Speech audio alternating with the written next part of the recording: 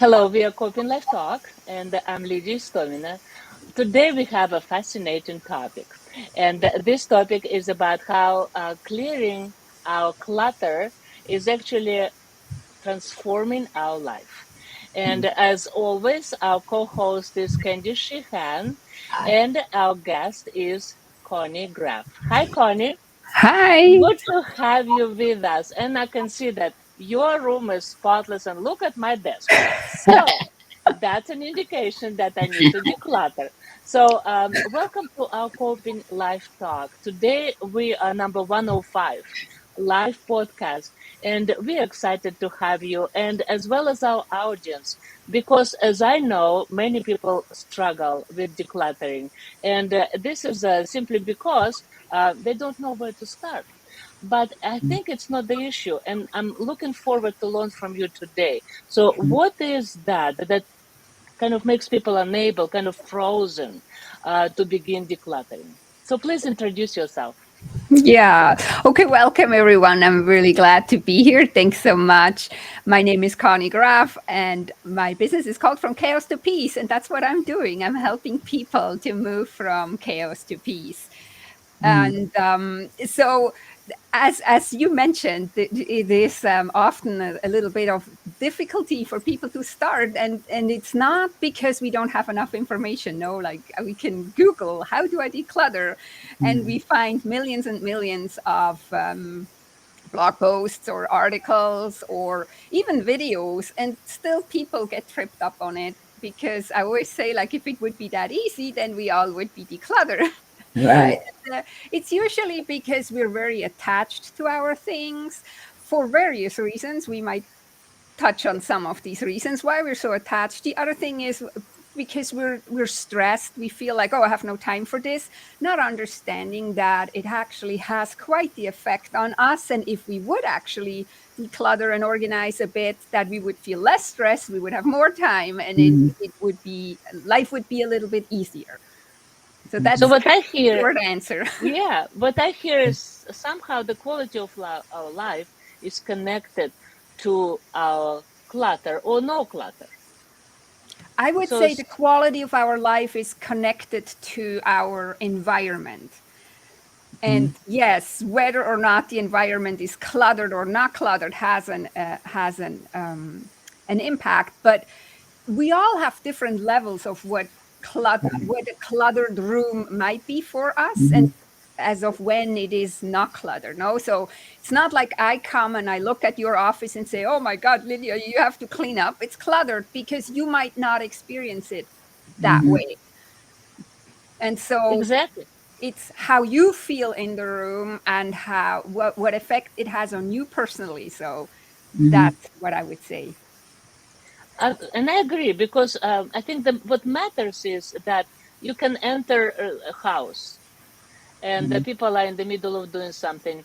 And then, of course, maybe for some people who are very strict and so very like purists and perfectionists, it looks Mhm. like, oh my goodness. But this is where people live. So I don't think here we are trying to say, or just unless your house is spotless or my office, then you're cluttered. So Yeah. that's not the point. And I really like your approach because what I hear is it's not about, the level and it's not even cluttering or decluttering where we kind of the quality of our life is, but it is mostly that the space, right? So where we are is defining our spirituality, our state of mind, our health even, right? But Yeah. so why is that what I mostly like the word transformation? So why decluttering? Because sooner or later, when our paperwork grows up to the ceiling, and or our I visited some houses, when piles and piles of clothes, some things are on the floor, and it's not because people are moving or cleaning, but it's simply how the lifestyle is. So Yeah. please tell us. So how, first of all, we define what clutter is? Yeah. So what is clutter? So there is different categories and then there is different types. So for categories, you can say the things that you don't use or don't love, things that are untidy and disorganized, like you just kind of mentioned, maybe piles of clothes on the floor. We also say that it is clutter when we have too much in a space, like if the space is too small for all the stuff we have piled in it. And then the fourth category is usually very surprising when I tell people that is anything unfinished. And that's often like we could think of repairs that need to be made or projects that we started, never finished, books that we bought and never even started reading. This is all kind of unfinished. And then when we look at these four categories, then we have different types. So then we can have physical clutter, we can have now digital clutter in our world now, we have computer clutter, email clutter, we can have mental clutter, and actually say often everything starts in our head with mental clutter. And that's also where we often maybe need to start decluttering with the mental space. But we also have, for example, social clutter. So when we're trying to put too much into our schedule, we're trying to please too many other people, and we never get to what we want to do. There is also emotional clutter when we're not paying attention to how we're feeling, when we're just stuffing down emotions. We can go into spiritual clutter. We can go into energetic clutter. So there's a lot more to it. So I always say like there's much more to clutter than you think, because most people just think about all the stuff they have in their house. And the reason why it is a problem is because whatever we have in our life, whether it is a physical item, whether it's thoughts, whether it's feelings, whether it's digital stuff, has an effect on us. It does. And for a while, people were always saying, like, yeah, this is woo woo, Connie. But now there's all these scientific studies that actually can prove that all this stuff in our environment has an effect on us, has an effect on our brain, has an effect on our neurosystem, on our whole body, and how we're feeling and how we're then, as a result, acting. And this is why it's important. And this is why you can transform your life by actually starting to do something about it. That is I very interesting. Oh, it is. That is so fascinating, and that's so thorough, and you've just laid that out so very very perfectly. I'm really curious. Do How do people come to get help then? Do they have to realize they have a problem first, or how does this work? I've seen people that I think they're just their life is so disorganized, and part of it is it's just various kinds of clutter. And do they come to you and say, "I know I've got a problem"? Do they have to find the problem themselves, or is it possible that someone else can direct them to get help? How does that all work? Yeah. So ideally, they notice themselves that they have a problem. They feel it. They may get to a point where they can't deny it anymore, or where they get so fed up with it that they want to have help. They may have several times tried to do it themselves. Like I said, there's millions and millions of articles, blog posts, videos. If that would actually really help, then, and it does actually help to some people, and they can do it on their own. Others can't do it on their own, and there's nothing wrong with them. It's just, it's almost like they're too deep into it and they can't see the way out, so they just need somebody kind of like with a light showing them through the dark tunnel into the light. So um now that is the ideal. When you're talking about wanting to maybe send somebody to me, that is very tricky, because um how do you tell this person, like, oh yeah, you having a pig stall, you should go see Connie? This, I don't think you would receive that very well if somebody would say something of that nature to you. So if you wanted to send somebody, I always suggest that you rather talk about how it had an effect on you, so that maybe even if you don't feel you have a cluttered home, and I always say, like, we all have some clutter, and you might think I don't have any, but I for sure have some too. And if it's just mental clutter, we all definitely have mental clutter, but I also have physical clutter. We all do. But if you wanted to inspire somebody or motivate somebody to do something about their clutter, I would talk about how it had an effect on you, and how you did, for example, some decluttering, and how you felt so much better afterwards, or something along that line. without any indication that they should do it Right. today. Like, You know, and this is very, very narrow right, path to walk so that they right. don't take it wrong. And I feel that way whenever I declutter. My house feels lighter. I feel like my house is sighing and saying, "Ah, I'm feeling better." I really do. And so Mhm, I'm very curious about that, how that mhm, all works. My kids have always made fun of me because I put things back where they go. mhm, If I use the scissors, there's a place that I have to put them back. mhm. And they just always question me, "Why do you do that?" Well, it's because I have to find them the next time I want them, and if I don't put them back there, I'll never find them again. Yeah, And yeah. so I've tried to work with them just a little bit on things like that. But Mhm. I hear exactly what you're saying. That's actually very smart. That's one of the things that when people come to me that we're trying to get into the habit of, Mhm. that everything does have a home, because what Yes, often happens when people have so much stuff that when they acquired this stuff, they never even thought of where they would store it. So it just ends up right. somewhere in a hallway, or it ends up somewhere in the middle of the living room floor. So what we're trying to do is for everything that they want to keep because they love it and use it and all that, that it has a home, and then that we're starting Mhm. to create a habit to always put it back. So you're already way ahead of everybody. And the reason is not so much to be so tidy and so perfect to put everything back. Again, the reason is also that if you use it or need it again, you know exactly where to go find it. You don't have to run around in your home for, I don't know, 10 minutes trying to find where did I put the scissors, which is Right. something that happens a lot to people, not Mhm. necessarily only with scissors, but car keys, wallets, Oh, wow. or Yes, whatever sure. they're hoping to use at that moment, and then they can't find it. And that is very interesting to me because, first of all, I visit Candy several times, and of Mhm. course, I noticed immediately that anything you ask, Candy knows where to find it. And so, and that's what I think is one of the important sides of our podcast today, is Mhm. to show people and share with them that first of all, it saves you time, and it Right. does not have anything to do. Of course, people have memory losses, people have some maybe thought processing difficulties. It's not about that. Of course, some people do.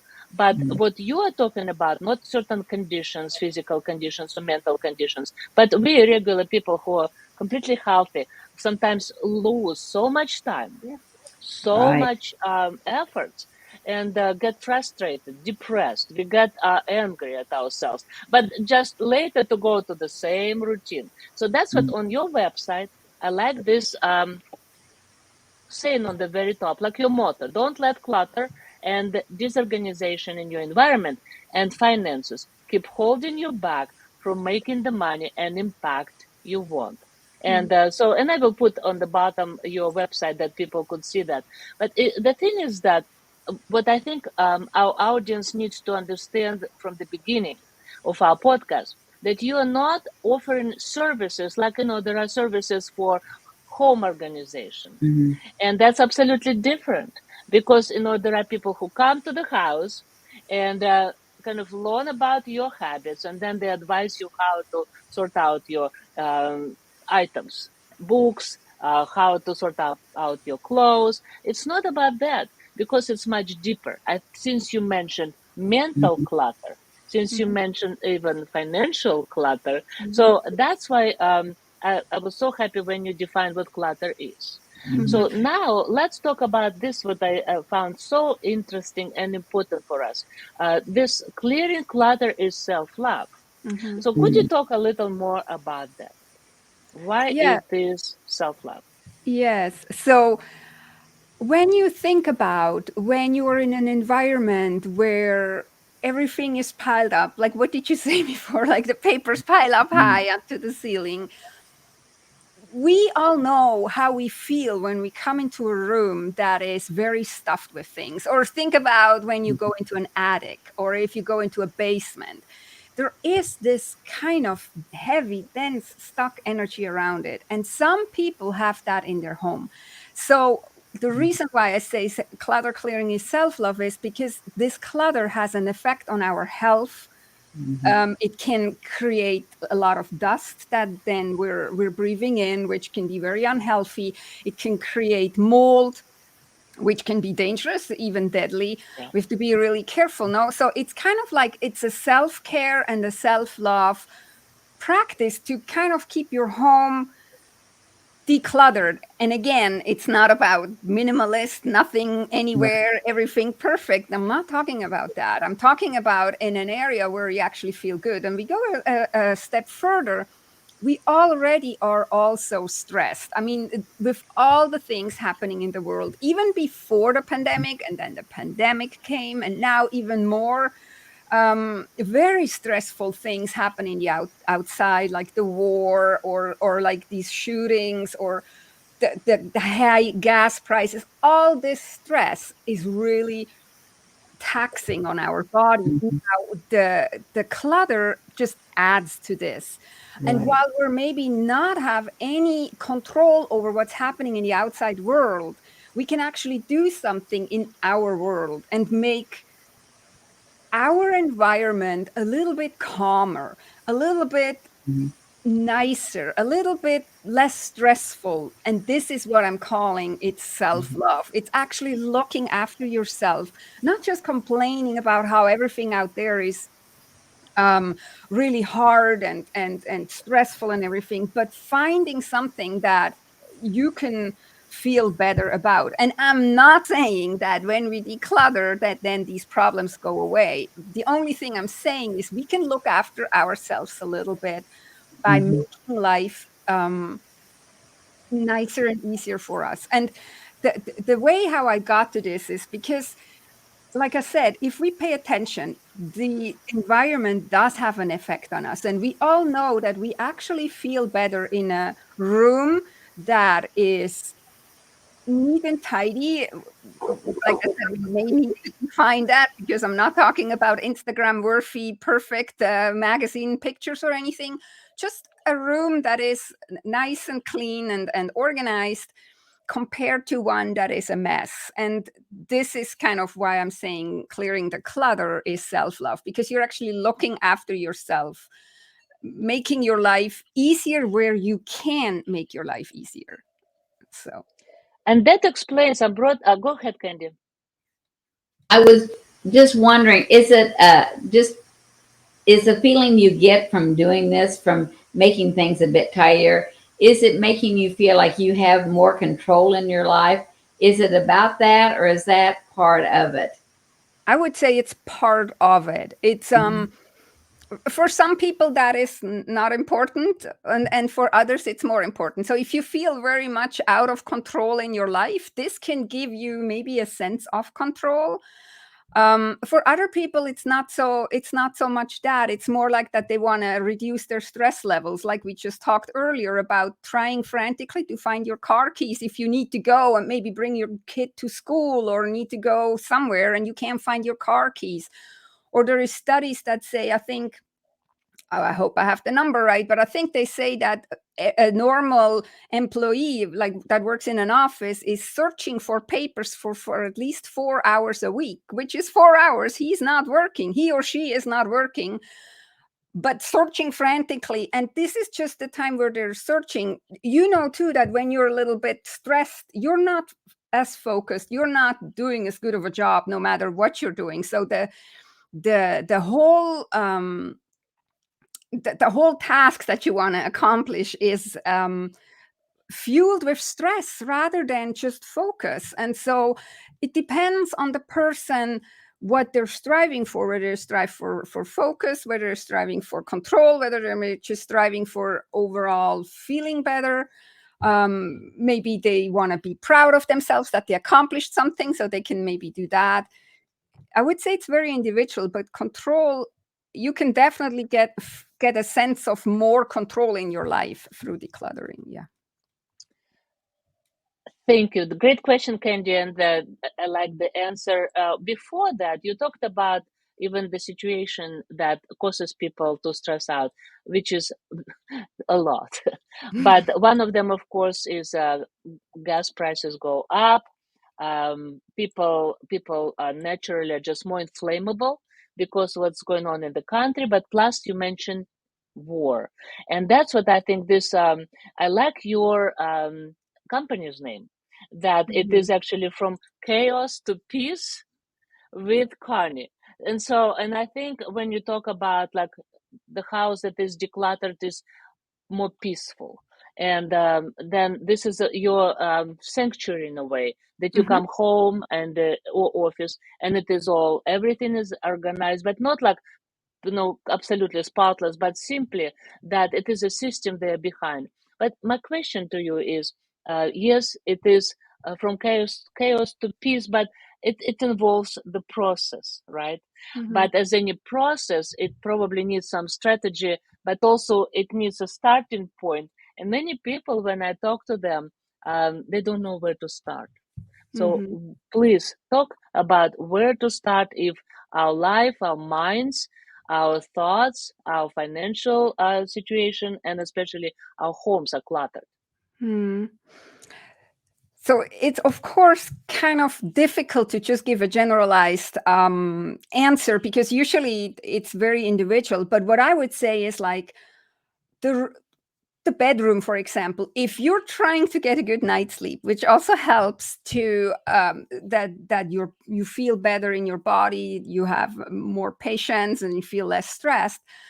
Look, maybe start with your bedroom and start with surfaces that. So you mentioned piles of clothes. Like a lot of people have piles and piles of clothes in their bedroom. Or what I also notice is a lot of people have or use their bedroom kind of as a storage room, because when maybe somebody comes over, which may happen now more again that the pandemic slowed down a bit, like for 2 years nobody came over, but maybe now somebody does. What a lot of people do is they just put everything in their bedroom and then close the door, and then the living room looks presentable, because they don't want to expose their guests to the chaos, but they expose them to even more chaos in their bedroom. So I think a good place is always like start where you're trying to actually relax already. And it's probably, I say, let's say like this: I have never met a person who says she really can relax in a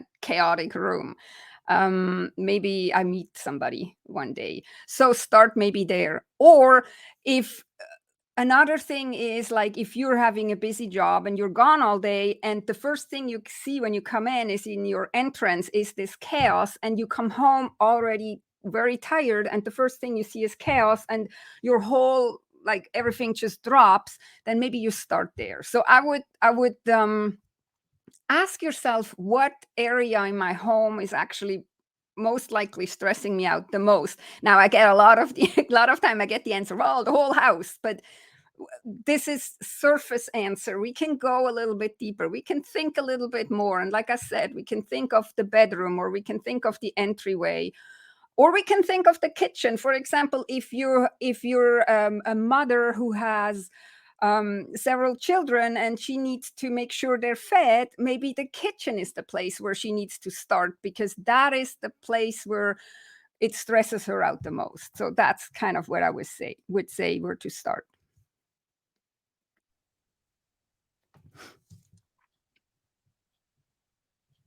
That makes very good sense to me that you need to pick that spot.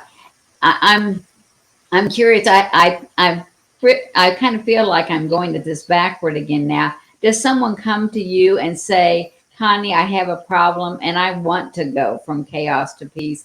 Help me. How does this process all start? How do you work with people? I'm not quite clear on that. Yeah. So we do have a consultation first. So before the pandemic, I actually did go to people's homes. During the pandemic, that was not possible. So what we can with Zoom now, or with FaceTime, or with Skype, or all these digital and online tools, we can do a lot. So we can do a consultation and we can talk about it, and then I'm asking them questions, clarifying questions. Oftentimes, it's also very informative when it all started, because like I said, there's so much more to clutter. Like sometimes it started because they experienced some trauma, and then all of a sudden they couldn't take care of their environment anymore. That is very different than if somebody, for example, grew up with some parents who either were very organized and they rebel now against their parents, or their parents were not organized and so they rebel or don't rebel, but just like continue on the chaos because they never learned how to be more organized or how to live clutter free. So that's kind of what we're doing in the first consultation. We're trying to figure out, when did it start, what they feel is the problem, why they can't make any progress. Because like I said, it's not about that most people don't know how to do it. They more or less just don't know where to start, or they would start and take too much of a project on and burn themselves out before they even get to a good result. So that's what we're doing. And then when we start to work with each other, we're going and starting with, for example, the bedroom or the kitchen or whatever turned out to be the most important place to start. But then we start with something that is not the most mentally charged stuff. Like a lot of people, when they come to me, they come right away with the family photos that are a mess, or what shall I do with the china that I inherited from my great grandmother, or whatever. And this is not where we start, because we can't start with the hardest thing. We need to start with more common things, more regular things, so that we can get some wins and we can get some traction. And I always say, like, we can train our decluttering muscle. And then once we have a little bit of a momentum and they kind of got to feel the effect of decluttering already a little bit, we can slowly go more towards energetically or emotionally charged items. And this is why people often need the help, because they try to do too much at once, or they try to start with something that is so emotionally charged that they shut down right away and think, oh, I can't do it, and that is often not true. Yes, you can do it, but you wouldn't sign up for running a marathon and go and run it tomorrow. Like, we would probably, most of us would clue off that we may have to prepare a little bit before we go and run a marathon. Yeah, that's very true. So Scott had a question. I saw his hand at one point. Hi, Connie. Yes. Hi, Scott. Good to meet you. Sorry to join late. So I had 3 young kids, and now they're grown kids, and I remember wrestling with them many a night on the subject of cleaning their rooms. Their rooms were just circuses of chaos. And of course, it was very frustrating, as many parents know. And so somebody shared with me the wisdom of eating the elephant a bite at a time. Mm-hmm. And so I started with, okay, now, Dan or Jeremy or Chelsea, how about you just pick up the socks in your room? Just pick up your socks. Mm-hmm. Yeah. As opposed to, but Dad, it's just so much work when they see the games, the books, Yes. the toys, exactly. the clothing, right? Yeah. And so I think that's a little bit of what I'm hearing you say. Yeah, that's right. Because if we just say to the kid, go and clean up your room, like you just said, it's way overwhelming. They may need also more guidance.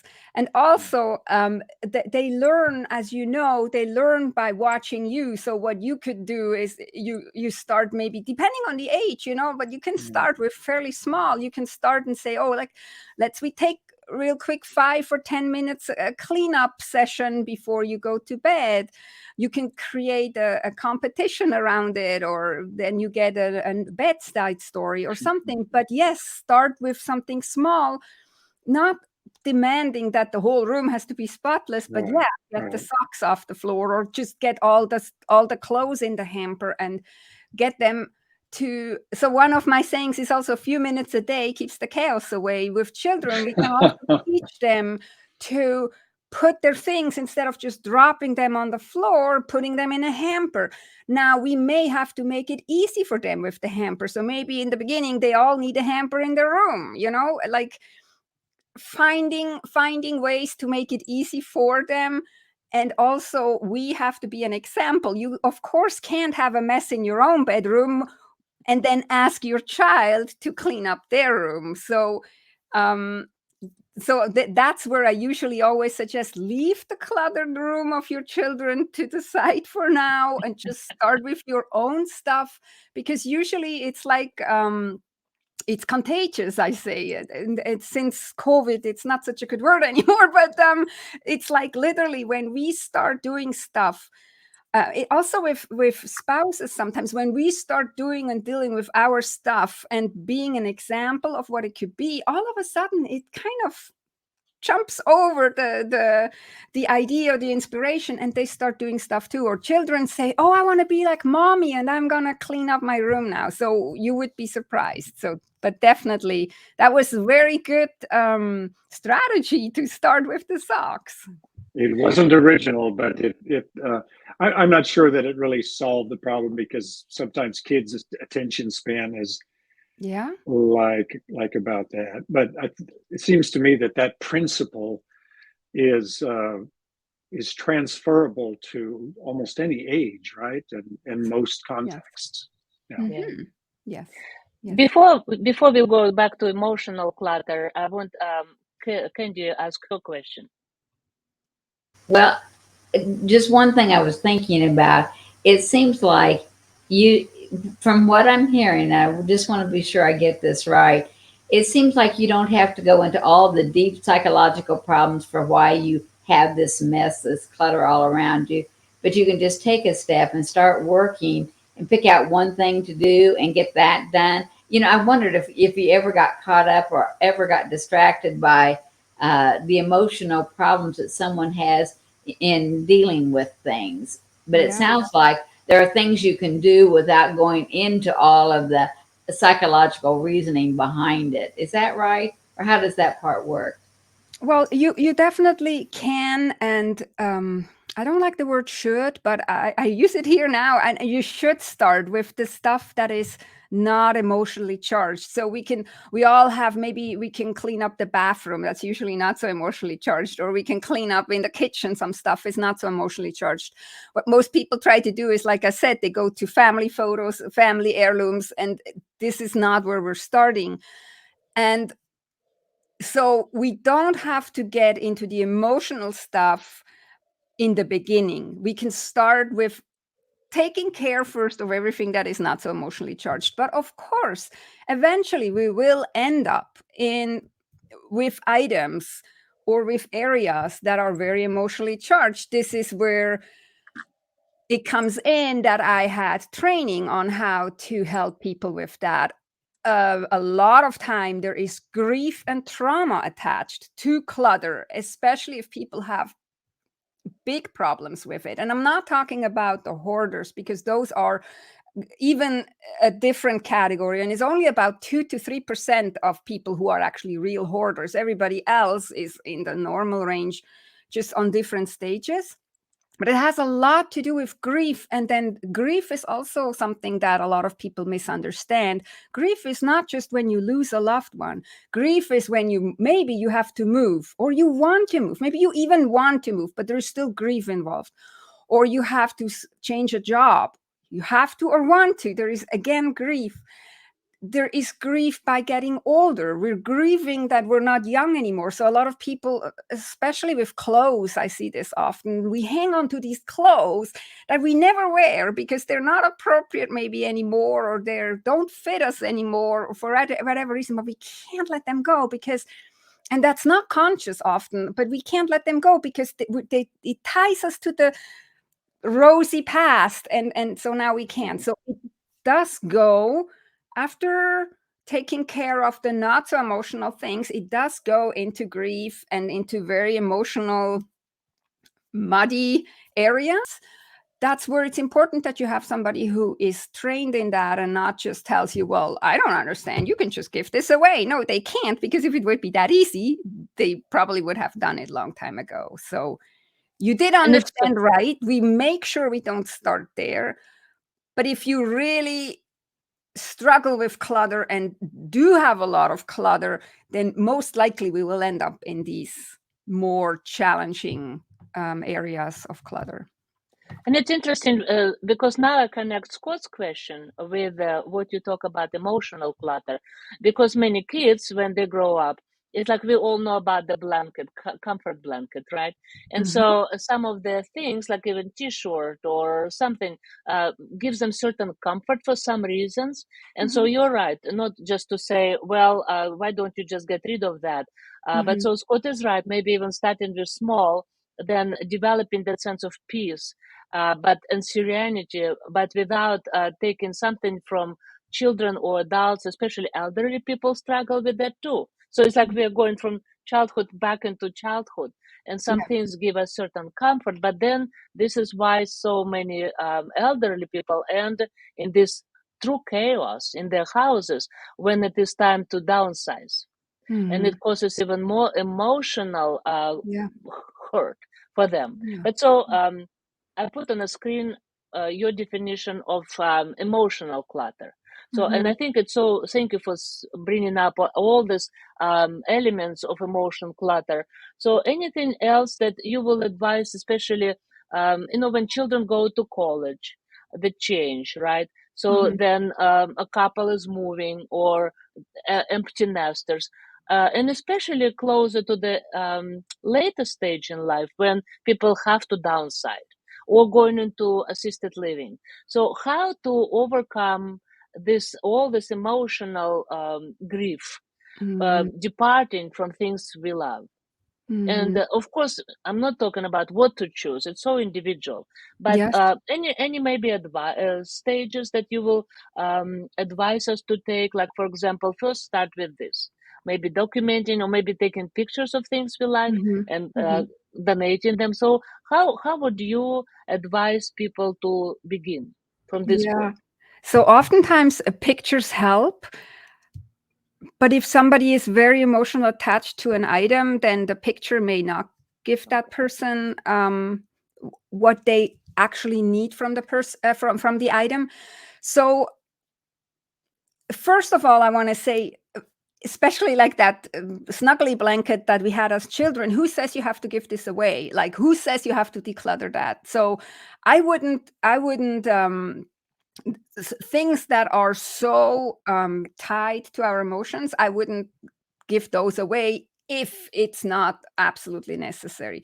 So with you had many questions, so it's definitely different whether somebody goes to college or whether somebody has to downsize and go into maybe Yeah. assisted living, because when you're younger, you might be less attached to these things. You have also something exciting to go towards too, while when you're downsizing and have to go to assisted living, for example, that is very, like, just if we all imagine, this is very scary, because this is going to be the last chapter of my Yeah. life, kind of thing. And this is also why people then hang on to these things so bad, because anything that they would give away would be one step closer to that last chapter. So it's really, really hard to, from the outside, to just say, well, just start with this or start with this. I helped once a 90-year-old woman who wanted, actually, well, she was 90, so she kind of mentally knew she needed to move out of her big house. But of course, she lived there for 50 or 60 years. It's like, how, like, that's where you don't find short answers. That's where you sit with these people and you go through the things and you talk about the things, and oftentimes talking about it and asking questions. So what does it remind you of? What does it really represent in your life? Could you find one or two items that represent what all these items represent, and then maybe just Hmm. pick these two and let the others go? And I always say, when I help people, I never tell them what to let go of, because it's not my place. How would I know? It's their story. It's their connections to the things, but we can help them make decisions. We can ask. You can do that with your loved ones. If you get to the point where you maybe have to help an elderly parent or relative and they have to downsize, instead of just telling them, oh, I come and help and I do and do and do, more like sit with them and ask and let them talk it out. Often that's another thing. This is where emotional clutter comes up too. Oftentimes these people, nobody wants to hear what they experienced or why they're attached to it. But if you listen to them and let them say it, and then all of a sudden, I noticed a few times they say, oh, you know what, Connie, I can let this and this go, but this I want to keep, and I will put this on the mantle or wherever they go afterwards, or on a nice sideboard or something, and then I see it, and this will represent the happy time I had, and the other things can go. But 2 hours earlier, they may have said, I can't let go of anything. But then by actually really going through it and facing it, but in a very compassionate and kind way, they may get to the place where they are ready to let it go. And we can't rush it. It's not even for ourselves. And this is where then the mental clutter comes in. No, where I say often mental clutter is when we say, oh, I'm so stupid, and why can't I just let it go? And this is just adding more clutter and is very unkind. And the mental clutter then adds to the emotional clutter. And then we're in a complete stressful state and overwhelmed and everything. And this doesn't bring us further. So like I said, there is not one easy answer, but one of the answers is for sure to just figure out what it represents, whether you do it for yourself or with somebody, talk about it, and then figure out whether you can group several items and pick the nicest or the ones you love the most and let the others go, because they all represent the same thing. And now you have one item that represents that. For example, I say this often when a loved one dies. What most people do is they just take everything that these people had in their home and put it in their home, and then their home has so much stuff in it. And I always say, like, how are you're not even seeing anything of all these things, because it's so much your brain can't even take it. But if you would now pick a few items, and there is no set amount, I can't say, oh, just pick 10. Depends. But me, for example, I have from my beloved grandmother, I have a pot. I cook with this pot. So my grandma is with me in the kitchen. If I would have her whole household in my home, I wouldn't see anything. I would probably not even find this pot to cook with it.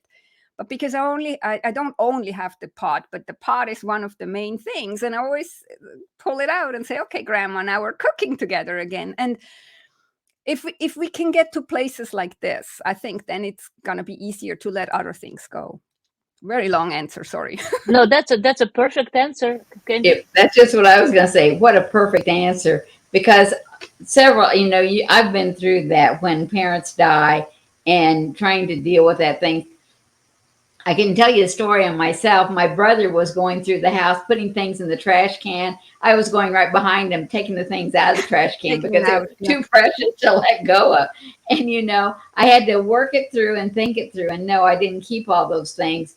But that quick, let's just get this taken care of. No, I couldn't do that. And I think you're so right to say, give someone time to think it through, to see it through, and then they know what they can do. And I'm in a very big house right now. I will never have a larger home. This is a large home.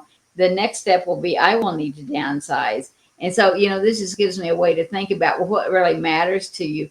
Decluttering for myself right now is helpful because I can get those things that mean the most to me and really see them. I just love that answer. That was such a perfect answer. Thank you, Connie, for sharing that. Connie, earlier you said that that decluttering is an act of self-love.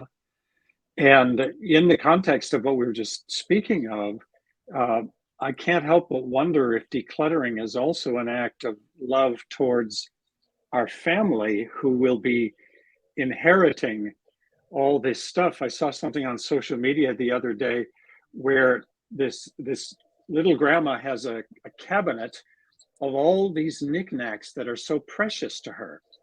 And she's turned to her daughter and said, "You know what, sweetheart? When I'm gone, this will all be yours." And the daughter's like, "Ah." Yeah. Yes.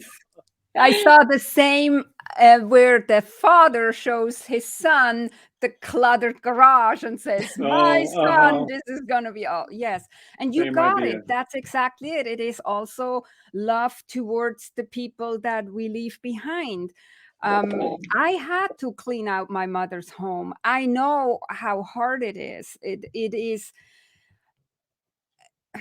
And so my grandmother was the other extreme. She went into assisted living. She decluttered everything herself. We all were invited over for coffee, and we could pick something that was meaningful to us in relation to her. I thought that was so smart of her. And then she gave a lot away, and then she moved into assisted living. And then when she passed, there was really not that much left over.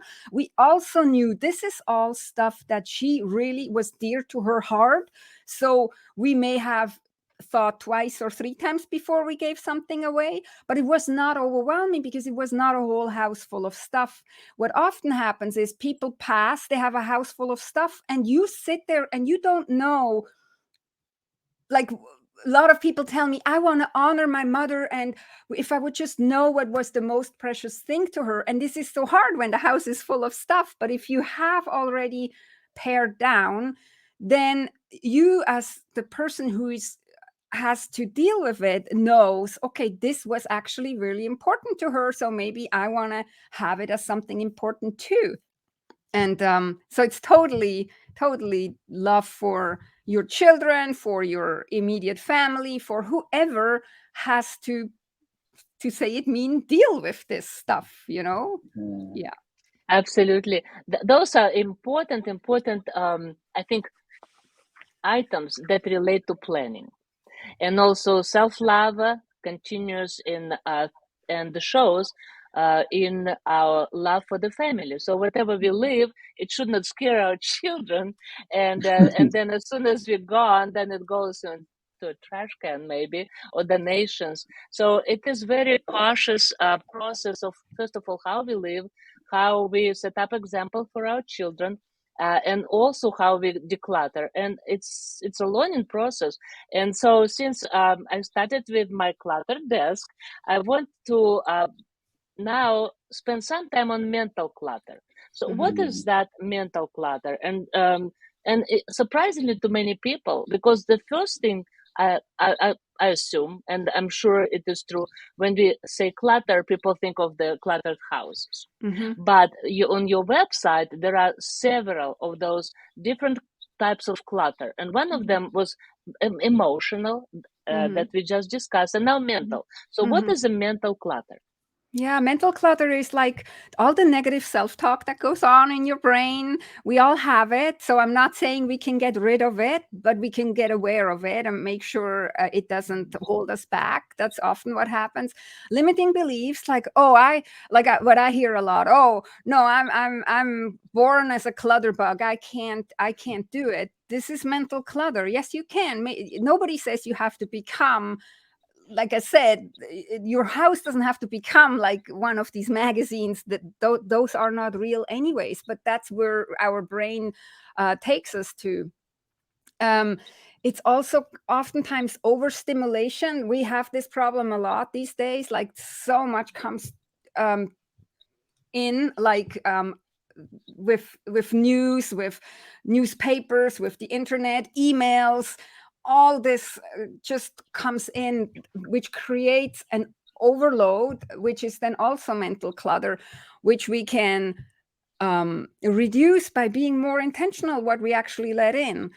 And multitasking goes then into this, where we think like, oh, I can do 3 things at once, and I will manage to do this. And it's scientifically proven that we can't multitask, other than we can do something physical while we're also doing something mental. For example, listening to music and cleaning. That is multitasking in a way. We can do that, but we can't think or deal with several mental things at the same time. So by being aware of it, and being more intentional, especially with limiting beliefs. So if we are just constantly telling ourselves, oh, I can't be, or I can't be this, I can't be that, this is limiting us. No, who says you can't? There, old dogs still learn new tricks. We mean, it's like neuroscience tells us that our brain is able to learn. And so we can let this go. And the mental clutter is also like, oh, I can't let this go. Was my grandmother's thing. But she doesn't even know, she or he doesn't even know whether grandmother really was valuing it, or whether grandmother was just too overwhelmed and also didn't get declutter it, So it's all these things that go on in our brain. And when I said way at the beginning, I said we all have clutter. I have clutter. And if it's just mental clutter, and so I'm one who struggles sometimes quite a bit with mental clutter. Maybe not Interesting. so much with physical clutter, but with It's mental clutter. perfect because I put on the screen all Yeah, this kind of awesome. in a subgroup of mental clutter, Mm-hmm. some ideas that our audience can have it on the screen and write it down. But what I liked, something I found that I would never put on the mental clutter, which is outdated ideas that Mm-hmm. constantly roll in our head, although we need to find a way to maybe discharge them, but also unmade decisions. Mm-hmm. And so that takes us to our habit sometimes to uh, procrastinate, not only in cleaning, for example, our life and decluttering, but also procrastinating in Mm-hmm. decision making. Mm-hmm. Sometimes you just have to make a decision, and Mm-hmm. that relates also to beginning decluttering, right? Yeah, So yeah, we can have great ideas to declutter. We know why now. It's brings you peace. It's also decluttering, like we said in the beginning, the whole title is it's actually the way to transform our lives, right? But yeah, then we made the decision, but or we did not make a decision yet. So we have this kind of intention. We get yeah. inspired, but because did not make decision how to do it, when to do it, so then it kind of starts hanging, right? And so, for example, mental clutter also, does it relate to, for example, inability to file documents? Kind of create a, like, I always postpone filing documents because I feel like I need them right now. And it's true. Sometimes I do, but not every day, not every minute, right? So to depart from them, to put them in a file for me is like burying them in a file cabinet. So, and it's also a mental clutter. Am I right?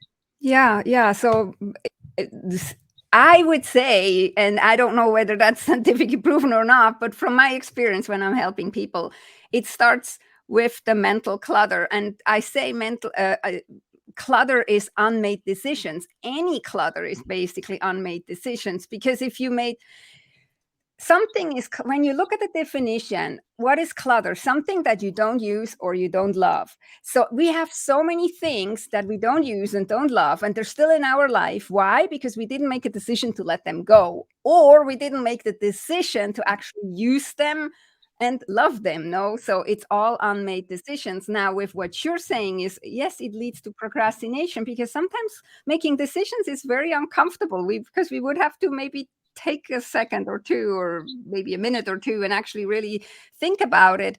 And this is where these habits come in that are unhealthy. Like, we're just, oh, I always did it that way, or oh, I was always a procrastinator, or I can't put this away because then I forget that I have it. But you only forget that you have it when you have so much stuff and when you're not using it. So this is also why I'm saying, like, clutter is so much more than what we think. It's not just what you trip over and stump your toe on and scream and say ow.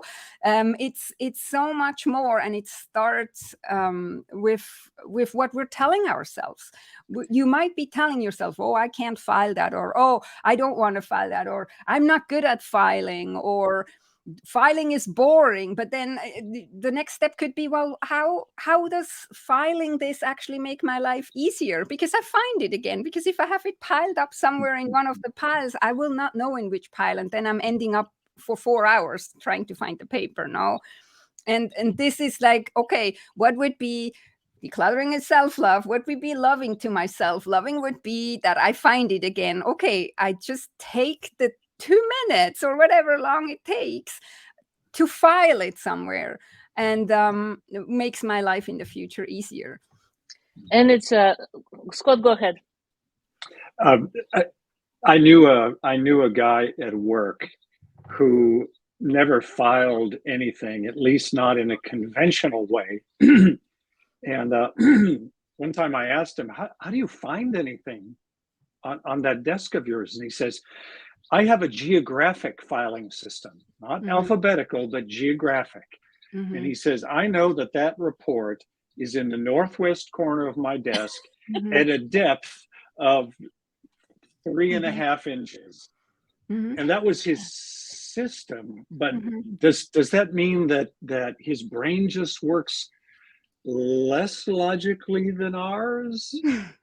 I wouldn't judge him for that. I think it's genius. But what he might forget is that everything that is in our environment has an effect on us. So while he may know where it is, all these papers. Have you once been in a archive? Like a lot of paper, they give off this weird smell, this really dusty, heavy energy. So the more you have this in your office, it may not be as bad as an archive, but it has an effect on you. Kudos to him that he kind of has this more geographical ordering system. And that's fine. But then I would tell him, well, why does it need to be on your desk? Maybe we could have a shelf to the side where you can have your north, south, west, east, center, whatever, and store it there and have the immediate environment free and clear so that you actually can breathe and do what you want to do. But again, like, who am I to tell this person what they have to do? If he thinks it's working for him and he doesn't feel like he has clutter or he has a disorganization, who am I to tell him he does? That's where we go back to the question in the beginning: do people have to figure it out themselves if they have a problem or not? And I would say yes. And it takes people to the moment when you have to realize it does not work. And a good example, that mental clutter is like clutter in the house or emotional clutter, that sooner or later people just face the wall and they probably realize that I have to do something right now. And if I don't, then I will suffer. Not, for example, managing your social calendar could be another issue, right? So, and I invite our audience to visit your website and your company that is called From Chaos to Peace with Connie. And because you have all the definitions of every type of clutter, also what is under definition. So, for example, I will repeat on the screen that we have emotional clutter, and those are suppressing emotions, so people can see what it is, and then and how hard it is to depart from things that are precious to us. But again, sooner or later you have to make decisions. And then mental clutter, this is when we just simply have limiting beliefs. That is a very interesting part of mental clutter. And of course, negative self-talk. This is when you say, I just cannot do that. It's not me. I always lived like this. You mentioned parents. So some children say, well, I learned from my parents, right? So, and of course, I like your definition of clutter. Clutter is something you don't use or don't love. That is very, very, very helpful. So anything at the end that we, Candy and Scott, want to ask Connie? I just want to say you made me think about this in a much different way than I was thinking about it. You know, I was thinking about clutter as a messy house. It is so much more than that, and you've opened my eyes to that, and I say thank you for that. I'm going to go to your website and check it out because it's making me think about things differently. Thank you. Yeah, thank you.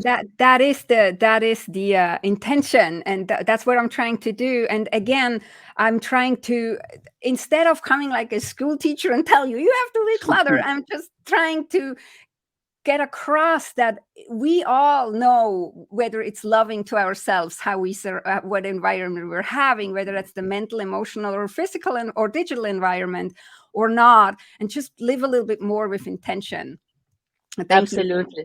Yeah. Thank you. And this is a wonderful, wonderful advice. So review, assess where you are, review your emotions if things do not look right in your life. And it's again not only your cluttered house, because it could be a very clean house and no clutter. But then look at your emotions, look at your mental condition, and also at your social calendar. And that is another very important topic. So I almost feel like we need to invite Connie back to share about what does it take to unload and declutter our social calendar. But the main thing, transform your life through decluttering. And on this note, we will say thank you, Connie. That was a very, very inspiring, but also informative podcast today. And thank you, Candy and Scott, for your insightful questions and sharing your stories. I think this is a great, great time together. So, Connie, I'm looking forward for a long-term relationship. Thank you so much, and we will see you again one day. Bye. Bye. Thanks for Thank you, having Connie. me. Bye-bye now.